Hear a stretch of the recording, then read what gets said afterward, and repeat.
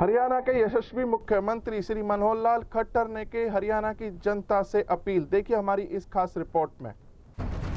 देश भर में कोरोना वायरस जैसी भयंकर बीमारी के चलते 21 दिन का लॉकडाउन देश भर में लगा हुआ है।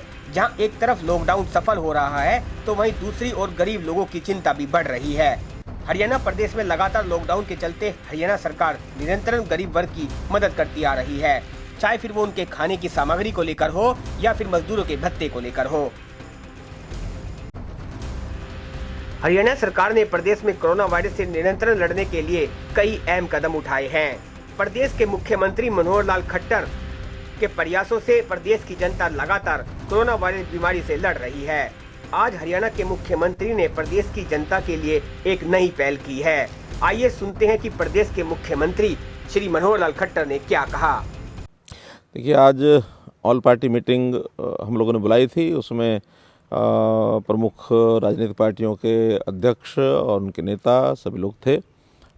विशेष तौर पर नेता प्रतिपक्ष भी उसमें आए थे।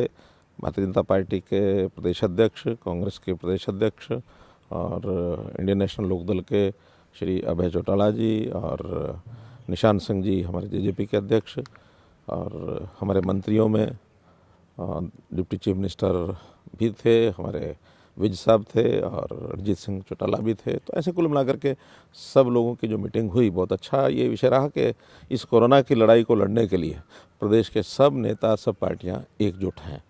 बहुत विषयों के ऊपर चर्चा हुई है, जिसमें मुख्य रूप से प्रोक्योरमेंट के विषय के ऊपर भी हमने बताया इनको, जो योजना बताई है सब उससे सहमत थे। बहुत अच्छी योजना सबको लगी है कि हमने स्टैगर्ड तरीके से किसानों की फसल को प्रोक्योर करने की जो योजना बनाई है उनको बताया है।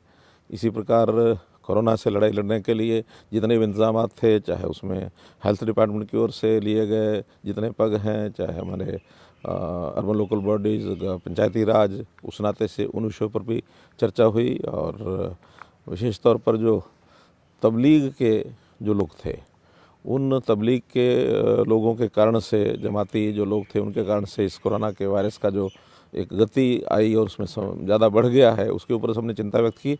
और विशेष तौर पर सौहार्द बनाए रखने के लिए जो एक अपील की गई है सब लोगों की ओर से, और उसी में आज हमने कुछ रिलीजियस लीडर्स की भी मीटिंग 3 बजे बुलाई हुई है। उनमें भी हम लोग अपील करेंगे कि हरियाणा में एक सौहार्द ये बनाए रखें, और इस अपील का असर निश्चित रूप से समाज पर होगा। एक महत्वपूर्ण विषय है कि इस कोरोना के कारण से प्रदेश की आर्थिक स्थिति, चूँकि प्राय चाहे वो बिज़नेस है, चाहे वो उद्योग है, चाहे सर्विसेज हैं, सब कामों के ऊपर इसका असर गया है।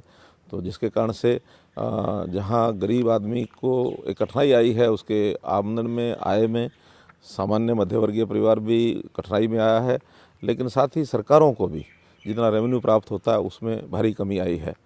मार्च के महीने में लगभग 2300 करोड़ रुपया जो एक्सपेक्टेड रेवेन्यू था उसमें हमारी कमी आई है, और इस महीने भी लगभग 4000 करोड़ रुपया ये कम हो जाएगा। तो उसके कारण से जो आवश्यक खर्चे भी हैं वो भी, जो पैसा हमको आएगा उसमें से चलाने कठिन हो जाएंगे, उसके अंदर भी कठिनाई तो आएगी। तो इसके बारे में भी सुझाव लिया गया। सुझाव लेने में जो उन्होंने सुझाव दिए, प्राय सर्वसम्मति थी कि एक तो विधायकों का, जैसे केंद्र में सांसदों का 30% का जो वेतन है उसको कम कर दिया गया है, इसी प्रकार सभी विधायकों का भी 30% वेतन ये अगले साल भर के लिए ये कम किया जा रहा है। और विधायकों को ये भी कहा जा रहा है कि इससे अधिक यदि योगदान करना चाहें तो विधानसभा में अपनी इच्छा को वो बता सकते हैं। जहाँ तक एक्स-MLAs, पूर्व विधायक, इनका विषय है, इनकी भी बहुत से पूर्व विधायकों ने अपनी इच्छा व्यक्त की कि हमारी पूरी 1 महीने की पेंशन ये काट ली जाए।